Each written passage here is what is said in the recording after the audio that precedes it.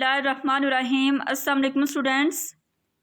Today we are going to start lecture number 19 biology FSc part 1। Our discussion topic from chapter 4 that is prokaryotes and eukaryotes. आज के lecture में बच्चे हम prokaryotes और eukaryotes के difference के हवाले से स्टडी करेंगे। प्रोकैरियोट्स और यूकैरियोट्स के बारे में आप लोग पहले भी जानते हैं, क्योंकि जब हम लोगों ने सेल की टाइप्स को स्टडी किया था तो न्यूक्लियस की बेस पर सेल की दो टाइप्स होती हैं। एक हमारे पास होती हैं प्रोकैरियोटिक सेल्स और एक होते हैं यूकैरियोटिक सेल्स। आज बच्चे इनके बारे में हम डिटेल से स्टडी करेंगे। Prokaryotes, pro mean before and karyotes mean nucleus. Prokaryotes बच्चे ऐसे ऑर्गेनिज्म होते हैं जिनके अंदर ट्रू न्यूक्लियस मौजूद नहीं होता, बिफोर न्यूक्लियस मौजूद होता है, इसको हम प्रोकैरियोट्स कहते हैं। और जो यूकैरियोट्स होते हैं, you mean true and karyotes mean nucleus.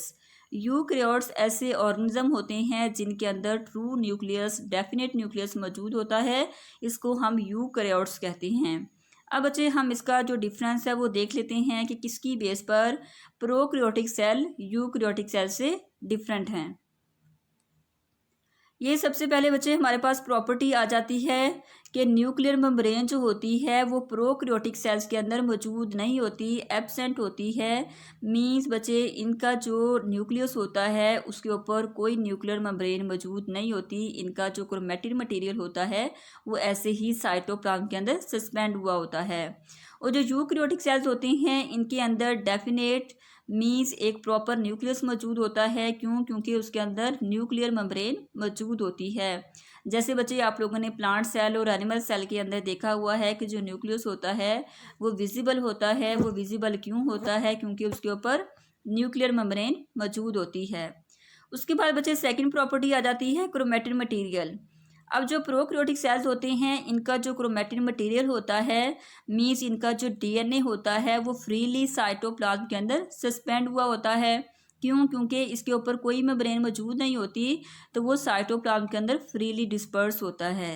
लेकिन जो यूकैरियोटिक सेल्स होते हैं इनका जो क्रोमैटिन मटेरियल मींस इनका जो डीएनए होता है वो न्यूक्लियस के अंदर मौजूद होता है। और न्यूक्लियस की वेल डिफाइंड न्यूक्लियर मेम्ब्रेन होती है जिसके अंदर डीएनए मौजूद होता है। उसके बाद बच्चे अगर क्रोमोसोम्स के हवाले से बात करते हैं तो जो प्रोकैरियोटिक सेल्स होते हैं इनके जो क्रोमोसोम्स होते हैं वो डीएनए से बने होते हैं। और जो हमारे पास यूकैरियोटिक सेल्स होते हैं इनके जो क्रोमोसोम्स होते हैं वो डीएनए और प्रोटीन दोनों से मिलके बनते हैं। नेक्स्ट बच्चे हमारे पास प्रॉपर्टी आ जाती है मेम्ब्रेन बाउंड स्ट्रक्चर्स।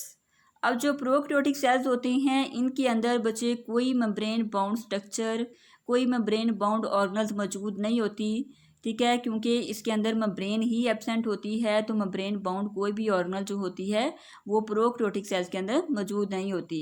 इसके मुकाबले में बच्चे जो यूकैरियोटिक सेल्स होती हैं इनके अंदर मेम्ब्रेन बाउंड स्ट्रक्चर्स भी मौजूद होते हैं, ऑर्गेनल्स मौजूद होते हैं। जैसे आप लोगों ने स्टडी की हैं डिफरेंट ऑर्गेनल्स को, माइटोकॉन्ड्रिया है, राइबोसोम्स हैं, लाइसोसोम्स हैं, प्लास्टिड्स हैं, क्लोरोप्लास्ट हैं। ये बच्चे यूकैरियोटिक सेल्स हैं क्योंकि ऑर्गेनल्स हैं जिनके अंदर ट्रू जो है न्यूक्लियस मौजूद होता है, उनके ऊपर न्यूक्लियर मेम्ब्रेन जो है वो मौजूद होती है। ठीक है, मेम्ब्रेन बाउंड ऑर्गेनल्स होते हैं। इसके अलावा बच्चे जो हमारे पास राइबोसोम्स होते हैं ये जो प्रोकैरियोटिक सेल्स के अंदर होते हैं, ये बच्चे एक ऐसा डिफरेंस है जो कि प्रोकैरियोटिक सेल्स के अंदर भी मौजूद होते हैं और यूकैरियोटिक सेल के अंदर भी मौजूद होते हैं। लेकिन जो राइबोसोम्स होता है प्रोकैरियोटिक सेल के अंदर वो 70S का होता है और जो यूकैरियोटिक सेल्स होती हैं इनके अंदर 80S का होता है। S for Svedberg unit. बच्चे आप लोगों ने ये राइबोसोम्स का जब जो है टॉपिक स्टडी किया था तो उसमें मैंने आपको बताया था कि ये जो एस होता है ये स्वीडबर्ग यूनिट होता है जो कि अल्ट्रा सेंट्रीफ्यूगेशन में यूज़ करते हैं फॉर देयर सेडिमेंटेशन। ठीक है, तो ये हमारे पास राइबोसोम्स जो प्रोकैरियोटिक सेल्स के अंदर होते हैं इसके अंदर 70S का होता है राइबोसोम्स, जो यूकैरियोटिक होते हैं इनके अंदर 80S का होता है। इसके बाद बच्चे सेल डिवीजन के हवाले से बात करें तो जो प्रोकैरियोटिक सेल्स होती हैं ये डिवाइड करते हैं बाइनरी फिशन से। इसके अंदर जो माइटोसिस होती है वो एब्सेंट होती है। इनके जो सेल होते हैं वो बाइनरी फिशन एक प्रोसेस है जिसके थ्रू सेल डिवाइड होता है। ठीक है, इसके अंदर बेसिकली क्या होता है कि जो सेल होता है वो स्प्लिट करता है, ब्रेक होता है और दो में चेंज हो जाता है। जैसे आप लोगों ने बैक्टीरिया के अंदर बाइनरी फिशन को देखा होगा लास्ट क्लासेस में। इसी तरह जो बच्चे हमारे पास यूकैरियोटिक सेल्स होते हैं, इनके जो सेल डिवाइड होते हैं वो माइटोसिस के थ्रू होते हैं। ठीक है, इनके जो हमारे पास आपको पता है कि इनके अंदर दो तरह के सेल्स मौजूद होते हैं। सोमेटिक सेल्स होते हैं जिनको बॉडी सेल्स कहा जाता है, और जर्म लाइन सेल्स होते हैं जिनके अंदर गैमीट्स बनते हैं। तो जो सेल हमारे पास बॉडी सेल्स होते हैं, सोमेटिक सेल्स होते हैं, उनके अंदर माइटोसिस होती है, और जो गैमेटिक सेल्स होते हैं उनके अंदर मियोसिस होती है। क्लियर। उसके बाद बच्चे हमारे पास जो सेल वॉल होती है, तो जो प्रोकैरियोटिक सेल वॉल होती है वो पेप्टाइडोग्लाइकन और म्यूरिन से बनी होती है। ठीक है, इसका जो डिफरेंस हमारे पास सेल वॉल के हवाले से, प्रोकैरियोटिक की जो सेल वॉल होती है वो पेप्टाइडोग्लाइकन और म्यूरिन से बनी होती है। इसके अंदर जो सेलुलोज होता है वो एब्सेंट होता है। जो यूकैरियोटिक्स होते हैं इनके जो सेल वॉल होती है वो सेलुलोज से बनी होती है, जैसे प्लांट सेल में है, और जो काइटिन होती है वो फंजाई की जो सेल वॉल होती है वो काइटिन से बनी होती है। ठीक है, अब जो हमारे पास एनिमल सेल्स हैं वो भी यूकैरियोटिक सेल्स हैं, लेकिन उनके अंदर सेल वॉल मौजूद नहीं होती, उनके अंदर सेल वॉल एब्सेंट है। तो ये हमारे पास जो सेलुलोज है वो प्लांट सेल के अंदर मौजूद हैं, और जो काइटिन है वो फंजाई के अंदर मौजूद होती है। सेल वॉल का बच्चे प्रोकैरियोटिक सेल के अंदर जो है वो देखिए थोड़ा डिटेल से, तो जो हमारे पास पेप्टाइडोग्लाइकन है, ये जो प्रोकैरियोटिक सेल वॉल है इसके अंदर ये मौजूद होते हैं, और आपको पता है ये एक कंजुगेट मॉलिक्यूल है। कंजुगेट मॉलिक्यूल ये कैसे है कि जो पेप्टाइडोग्लाइकन है ये दो वर्ड से मिलके बना है, दो कंजुगेट जो है वो मॉलिक्यूल्स इसके साथ हैं। पेप्टाइडो मीन प्रोटीन, अमाइनो एसिड जो होते हैं, और जो ग्लाइकन है ये हमारे पास कार्बोहाइड्रेट्स है, और कार्बोहाइड्रेट्स की कौन सी फॉर्म है, पॉलीसेकेराइड्स। पॉलीसेकेराइड की जो चेन है वो कोवलेंटली अटैच होती है किसके साथ, अमाइनो एसिड के साथ। पॉलीसेकेराइड्स और अमाइनो एसिड दोनों मिलकर क्या बनाते हैं, पेप्टाइडोग्लाइकन बनाते हैं, और ये किसके अंदर मौजूद होती हैं, प्रोकैरियोटिक सेल वॉल के अंदर। क्लियर। उसके बाद बच्चे हमारे पास है सेकुलस। अब ये सेकुलस क्या होता है कि जब हम सेल वॉल की जो एंटायर सेल वॉल की बात करते हैं as a huge means large unit के तौर पर या यूनिट मॉलिक्यूल के तौर पर इसको यूज़ करते हैं, तो इसके लिए जो हम वर्ड यूज़ करते हैं वो सेकुलस है, कि entire cell wall is called sacculus. उसके बाद बच्चे प्रॉपर्टीज़ आ जाती है ओरिजिन की, एवोल्यूशन की, कि इवॉल्व कैसे हुए हैं। तो जो बच्चे प्रोकैरियोटिक सेल्स हैं ये प्रिमिटिव स्टेज है एवोल्यूशन की, कि सबसे पहले जो सेल्स हैं वो प्रोकैरियोटिक सेल हैं, ओल्ड सेल को हम प्रिमिटिव स्टेज कहते हैं। ठीक है, सेल की।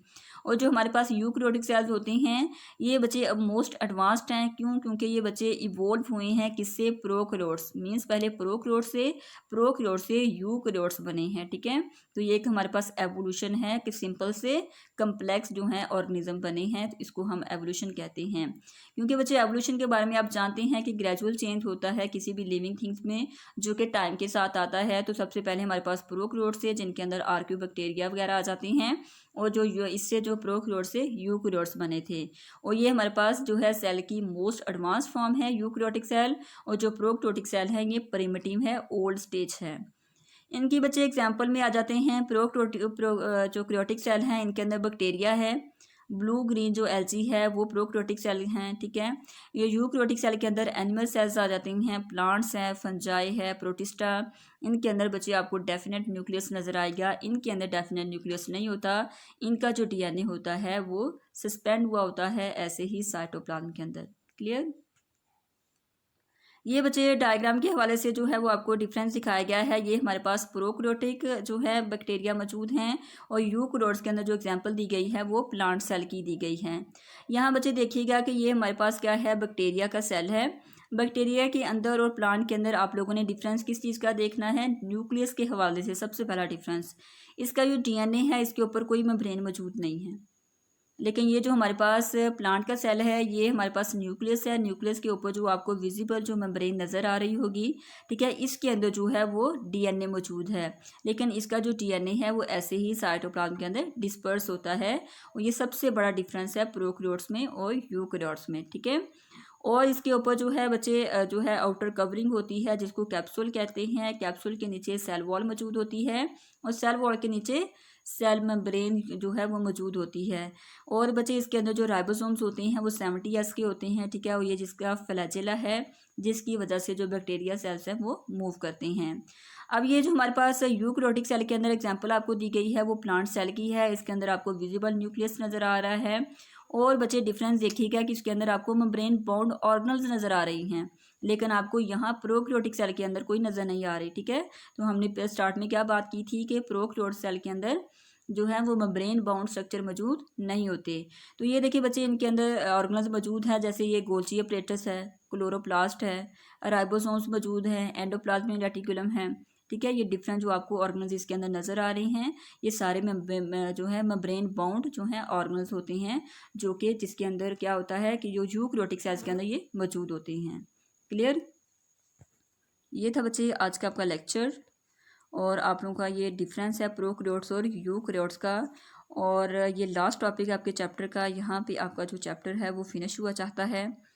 ये चैप्टर बहुत बच्चे इजी है, क्योंकि इस चैप्टर के हवाले से आप लोग 9th में जो है वो स्टडी कर चुके हैं, थोड़ी सी मॉडिफिकेशन है, तो उस मॉडिफिकेशन के हवाले से आपने इस चैप्टर को बहुत अच्छे से तैयार करना है, ठीक है। और ये डिफरेंस आप लोगों ने और इसको मज़ीद जो है बेहतर बना सकते हैं। डिफरेंस मैंने आप लोगों को साथ साथ जो है वो बता भी दिए हैं, लेकिन आप इसमें एडिशन भी कर सकते हैं। ओके बच्चों, अल्लाह हाफिज़, थैंक यू सो मच।